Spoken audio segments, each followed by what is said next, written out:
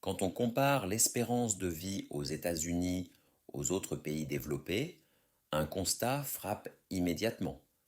L'espérance de vie y est significativement plus faible. Ainsi, aux États-Unis, les hommes ont une espérance de vie à la naissance de 76 ans contre 80 ans pour les hommes en France, ou encore par exemple 81 ans pour les hommes au Japon, et les femmes aux États-Unis ont une espérance de vie de 81 ans contre 86 ans pour les femmes en France, ou encore par exemple 87 ans pour les femmes au Japon.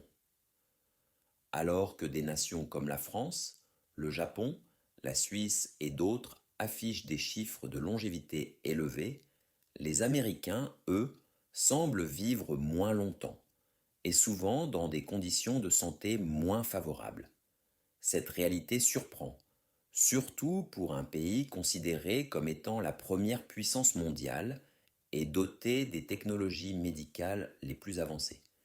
Mais derrière cette statistique se cache un ensemble complexe de facteurs sociaux, économiques, culturels et environnementaux. Premièrement, la santé publique aux États-Unis est confrontée à des défis structurels majeurs. Contrairement à beaucoup de pays développés, où l'accès aux soins est universel, aux États-Unis, le système de santé est largement privé.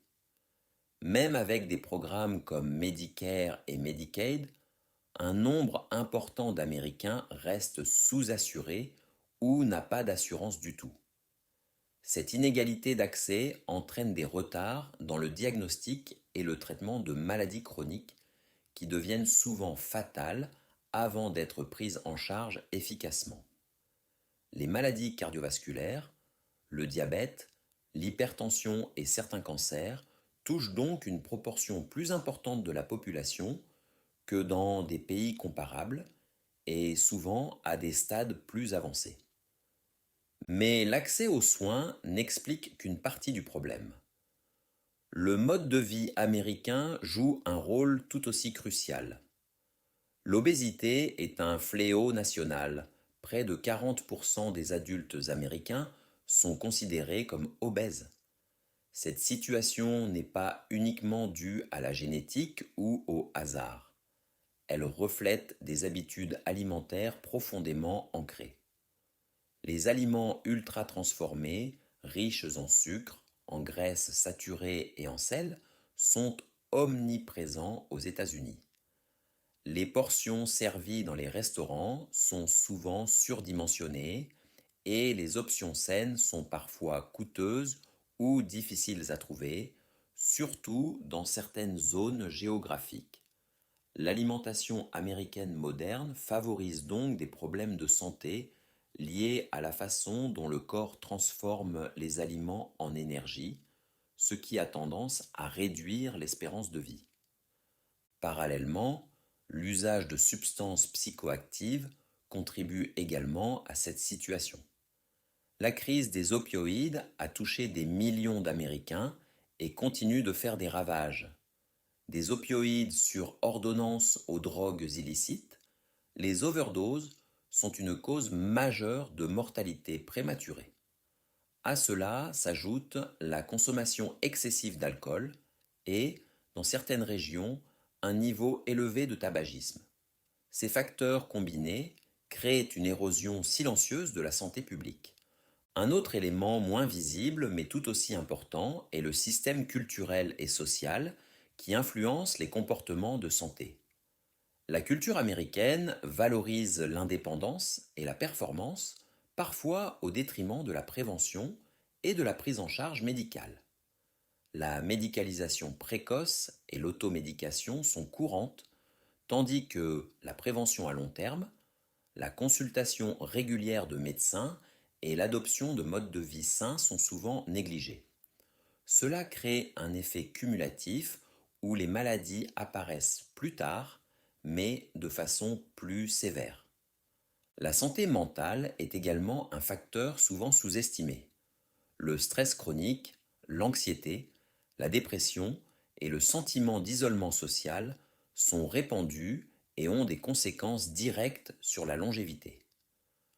La santé mentale influence la santé physique. Elle peut affecter l'alimentation, l'activité physique, la consommation d'alcool et de substances, et même la régulation hormonale. Dans un pays où le rythme de vie est intense et la sécurité sociale moins généreuse qu'ailleurs, ces facteurs prennent une importance majeure. Les comparaisons internationales révèlent aussi que les États-Unis investissent moins dans les déterminants sociaux de la santé que d'autres pays riches. Les dépenses en prévention, en infrastructures publiques, en éducation et en programmes sociaux sont proportionnellement plus faibles. Dans de nombreux pays européens, par exemple, des politiques publiques efficaces limitent l'accès aux aliments ultra transformés, favorisent l'activité physique dès l'enfance et garantissent un suivi médical régulier.